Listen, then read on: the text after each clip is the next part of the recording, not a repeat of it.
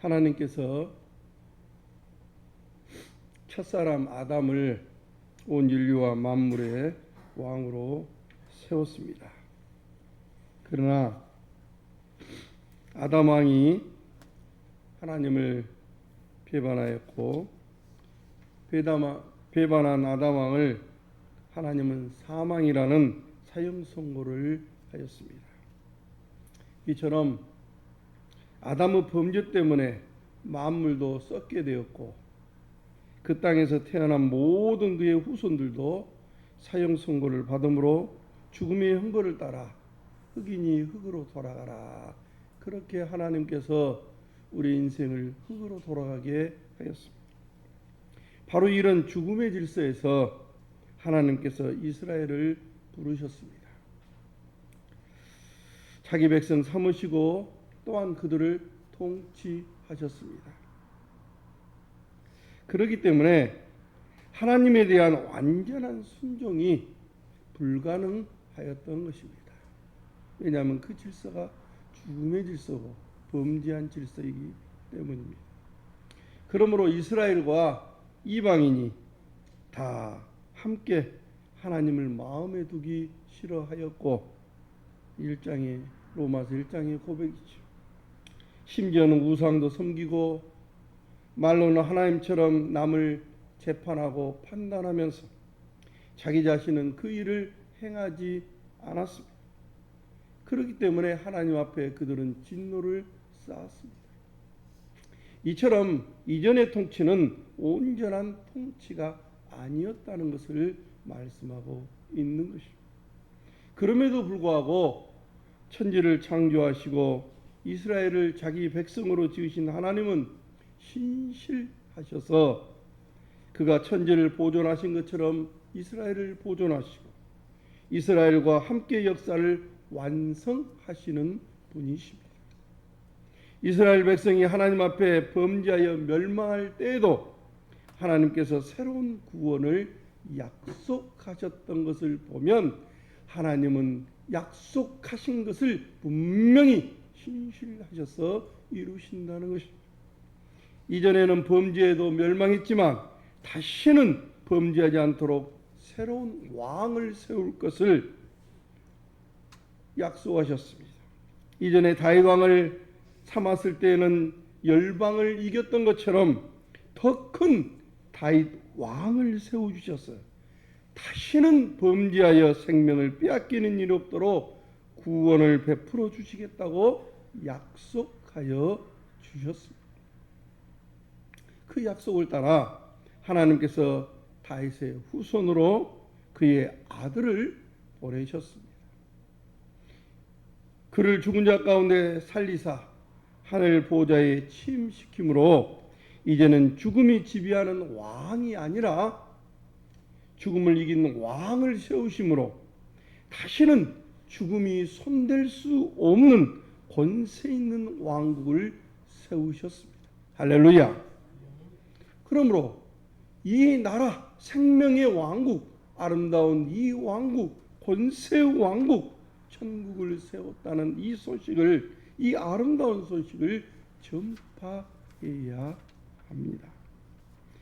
그러나 이 소식을 전파하는 전령이 왔는데도 이스라엘 백성이 여전히 성문을 꼭꼭 닫고 그 전령을 영접하지 않고 있습니다.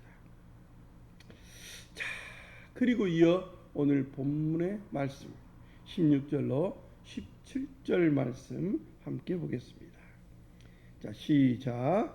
그러나 그들이 다 복음을 순종하지 아니하였도다. 이사야가 이르되 주여 우리가 전한 것을 누가 믿었나이까 하였으니 그러므로 믿음은 들음에서 나며 들음은 그리스도의 말씀으로 말미암았느니라. 이 말씀은 이스라엘이 하나님의 구원의 큰 소식을 듣지 않을 것이라는 말씀으로 이미 이사야 52장 끝부분에서 53장에 예언되어 있는 말씀입니다. 52장 7절로 8절에는 새로운 전령을 파송하실 것이다. 그리고 52장 13절로 53장 1절에 보면은 그 전령을 너희가 거역할 것이다. 이렇게. 그래서 이사야가 가로되 주여 우리의 전한 바를 누가 믿었나이까 함과 같으니 오늘 본문에 그렇게 말씀하고 있습니다. 이 자체를 인용하고 있는 것입니다. 이스라엘 백성들은 그들의 구원자를 다윗처럼 모세처럼 힘있는 자를 원했습니다. 아마 그렇게 올 거라고 그들은 생각하였습니다. 왜? 그 당시 조상들이 살고 있을 때 그렇게 다윗이 권세 있게 일을 행했기 때문에 그렇습니다. 만일에 왕으로 온 자가 이방 나라에 무릎을 꿇거나 혹은 백성보다 더 낮아지거나 백성에게 죽임을 당한다면 그는 왕으로서 인정할 수 없는 것입니다. 예수님께서 우리가 보면 하나님 아들을 이심을 증거하고 그가 사탄과의 시험을 이기시고 또 친히 천국의 권세를 드러내시고 그를 따르는 자들에게 복되도다. 천국이 너희 것이라. 이렇게 권세 있는 천국을 증언할 때는 백성들이 어떻게 했습니까? 야, 우리가 이제는 이분하고 같이 예루살렘에 올라가면 로마의 권세를 물리치고 이방의 권세를 이기게 하시고 우리 유대 나라를 하나님이 드디어 구원해 주시는구나. 그렇게 생각을 했습니다. 그래서 그냥 예루살렘에 들어갈 때 호산나 호산나 그러면서 대한민국 만세 만세 그렇게 외쳤던 것입니다. 그런데 보아하니까 하는 것이 뻔해요. 그것이 아닌 것입니다. 그래서 그들은 어떻게 했습니까? 예수를 십자가에 못 박으소서. 그를 죽이라고 소리 지르며 그를 십자가에 못 박게 하였습니다. 왜냐하면 예수를 따르다가는 우리가 반역자가 되어서 로마에게 자신들이 망하게 생겼거든요. 그래서 그들이 외쳐댔습니다. 로마의 황제 외에는 우리에게 왕이 없나이다. 로마의 왕만이 우리의 왕이라고 그들이 소리 높여 외쳤던 것입니다. 하나님의 세상 끝날에 보낸 왕을 그들은 거절하였습니다. 그러나 하나님은 세상 끝날에 아들의 죽으심을 통해서 죽음의 권세를 끝내셨습니다. 죄값은 사망입니다. 죽음입니다. 죽음이 아니고는 하나님의 언약을 범한 범죄를 속량할 방법이 없습니다. 구약 때는 하나님께서 반복되는 짐승의 죽음을 통해서 자기 백성을 자기 백성의 죄를 오래오래 참으셨습니다. 하나님께서 세상 끝날에는 하나님의 진노를 자신의 아들에게 다 쏟으시고 담당케 하셨습니다. 하나님의 아들은 범죄한 백성의 대표자로서 그들의 왕으로서 백성의 죄를 담당하셔서 십자가에 죽었습니다. 이처럼 이 왕은 죽음에 이르도록 아버지를 순종하셨습니다. 첫 왕 아담은 어떻게 했습니까? 하나님 앞에 불순종하였습니다. 그렇게 함으로 범죄하였지만 이 왕은 죽음에도 불구하고 하나님의 진노의 잔을 받는데도 불구하고 하나님 앞에 버림을 당할 때까지라도 내 아버지여 내 영혼을 아버지 손에 부탁하나이다 하고 아버지를 끝까지 순종하였습니다. 모든 종들이 다 하나님을 배반했어도 아들은 아버지를 순종했습니다. 하나님은 세상 끝날에 아들을 보내셨고 하나님은 아들의 죽음에 이르도록 순종을 통해서 다시는 죽음이 조롱할 수 없는 영원한 생명의 나라를 건설하셨습니다. 하셨습니다. 할렐루야. 하나님께서 그 약속대로 예수를 죽은 자 가운데 살리셨습니다.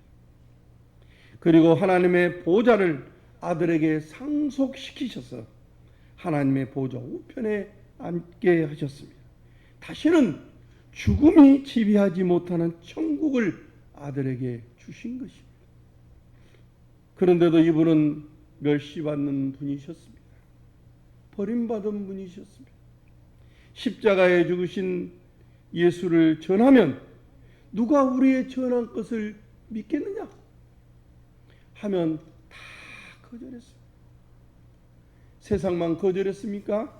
특별히 선택받았던 이스라엘 백성이 거절하였습니다. 그래서 오늘 우리 읽었던 16절에 저희가 다 복음을 순종치 아니하였다, 이렇게 복음을 순종치 아니함을 말씀하고 있습니다. 이는 이미 그렇게 할 거라는 것을 우리가 잘 아는 대로 이사야를 통하여 예언하였던 일입니다. 그래서 오늘 본문에 뭐라고 말합니까? 이사야가 가로되 우리의 전한 바를 누가 믿었나이까, 이렇게 말씀하고 있는 것입니다. 그들이 예수를 십자가에 못 박아 죽여버렸고 이를 전하는 사도들을 핍박하였습니다. 따라다니면서까지라도 핍박하였던 것을 우리가 사도행전을 읽어보면 너무나 잘 드러나 있습니다. 그래서 말합니다. 본문 17절 말씀입니다. 자, 우리 함께 17절 말씀 다시 한번 시작. 그러므로 믿음은 들음에서 나며 들음은 그리스도의 말씀으로 말미암느니라. 조상들이 믿었던 믿음의 나라가 이제 이루어졌습니다. 이전에는 모세를 통해서 이스라엘 백성에게 증거했지만 그것은 그림자였고 임시적인 것이었습니다. 그러나 믿음의 나라가 왔습니다. 조상들에게 약속했던 생명의 나라가 왔습니다. 세상 끝날에 왕이 왔습니다. 그리스도가 왔습니다. 그러므로 그리스도의 말씀을 믿으면 믿음의 나라인 생명의 나라에 들어가는 것입니다. 할렐루야. 그리스도를 믿지 않으면 어떻게 됩니까? 모세를 아무리 믿었다 할지라도 믿음의 나라에 들어갈 수 없는 것입니다. 왜? 믿음의 나라가 도착해 있기 때문에 그렇습니다. 세상 끝날에 하나님께서 아들을 보내셨습니다. 이 아들은 아버지 품에 계신 분이십니다. 그러므로 아들의 말씀은 아버지의 말씀이요 아들의 행동은 아버지의 행동입니다. 이것을 요한복음에서 잘 증언하고 있습니다. 세상 끝날에 보내신 분은 오직 예수 그리스도 한 분뿐이십니다. 또한 부활하신 아들이 자기의 권세로 하나님의 이름으로 자기의 종을 파송하셨습니다. 이제 그리스도를 믿지 아니하면은 이 믿음의 나라에 들어가지 못합니다. 이스라엘 백성도 그리스도 없이 이 믿음의 나라에 들어올 수 없습니다. 여기에는 예외가 없다는 것입니다. 그러기에 그리스도의 말씀을 듣는 것이 우리가 하늘의 나라에 들어가는 유일한 길인 것입니다. 18절 말씀 우리 함께 보겠습니다. 자, 시작. 그러나 내가 말하노니 그들이 듣지 아니하였느냐? 그렇지 아니하니 그 소리가 온 땅에 퍼졌고 그 말씀이 땅 끝까지 이르렀도다 하였느니라. 본문의 이 말씀은 시편 19편 말씀을 인용하고 있는 말씀입니다. 시편 19편 말씀 1절부터 4절 말씀 우리 함께 보도록 할까요? 시작. 하늘이 하나님의 영광을 선포하고 궁창이 그의 손으로 하신 일을 나타내는도다. 날은 날에게 말하고 밤은 밤에게 지식을 전하니 언어도 없고 말씀도 없으며 들리는 소리도 없으나 그의 소리가 온 땅에 통하고 그의 말씀이 세상 끝까지 이르도다. 그의 말씀이 세상 끝까지 이르도다. 이 말씀은 온 땅이 다 알고 있다는 말씀으로 오늘 본문에 인용하고 있는 것입니다. 천하가 다 아는 것을 이스라엘 백성은 모를 리 없다는 것입니다. 하나님께서 이스라엘을 가나안 땅에 심으셨고 율법 안에 하나님의 집을 짓고 거기서 하나님과 백성이 교제하며 살았습니다. 그의 백성인 이스라엘이 그러기 때문에 하나님과 함께 했음에도 불구하고 모른다? 그럴 수 없는 것입니다.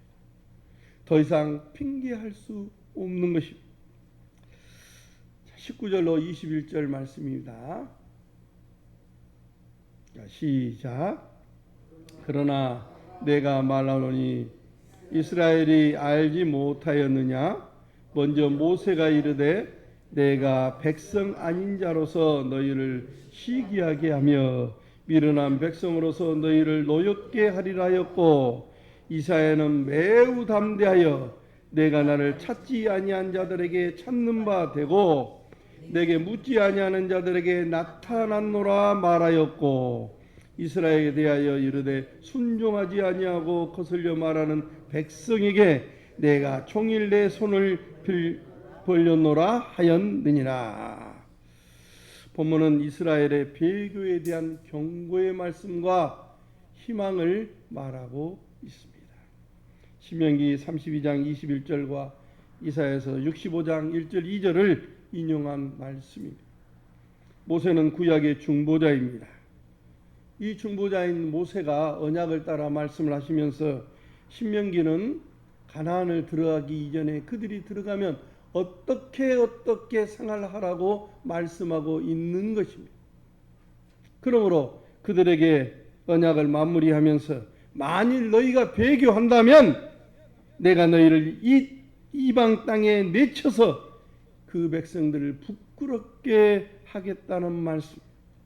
이사야는 이스라엘 백성을 하나님께서 사랑하셔서 다시는 구원하실 것이지만 우리가 전한 것을 믿지 않고 계속 너희가 거역한다면 하나님께서 내가 나를 찾지 아니하는 자, 내게 묻지 않은 자, 즉 이방 백성이 하나님께 나오게 될 것이라는 것을 말씀하고 있는 말씀입니다. 그 말씀을 여러분 성경 교재 제가 배경 왜 이 예언의 말씀을 지금 하고 있는지 그 이야기까지 다 기록해 놓았습니다. 그걸 참고해 주시면 좋습니다. 그럼에도 불구하고 하나님은 손을 벌려 자기 백성을 부르고 있다는 것입니다. 이거 하나님께서 끝까지 선택한 자기 백성을 사랑하시는 모습. 하나님은 하나님을 배교한 그들을 심판하시겠지만 지금도 하나님을 거부하는 이스라엘 백성이 돌아오기를 기다리고 계신다는 것입니다. 그래서 손을 크게 벌리고 있는 것입니다. 사랑하는 성도 여러분, 어떻습니까? 이전엔 이스라엘 백성이 이방인은 하나님의 백성이 아니라고 멸시했지만 그들은 하나님 앞에 넘어져 버렸습니다. 그들은 보내신 아들 예수 그리스도를 거부하였습니다. 우리는 하나님의 구원 역사에서 부르심을 입었습니다. 이 부르심은 하나님 나라의 건설을 위한 부르심. 천하 만민을 주님의 나라로 부르는 부르심입니다. 우리는 이 사실을 자꾸 잊어버려요. 왜? 세상에 먹고 입고 사는 것 때문에 우리는 잊어버리고 살아갑니다. 예수님 잠깐만 기다리십시오. 이것도 우리가 자꾸 잊어버리려고 합니다. 그러므로 우리는 늘 근신하며 깨어 있어야 한다는 것입니다.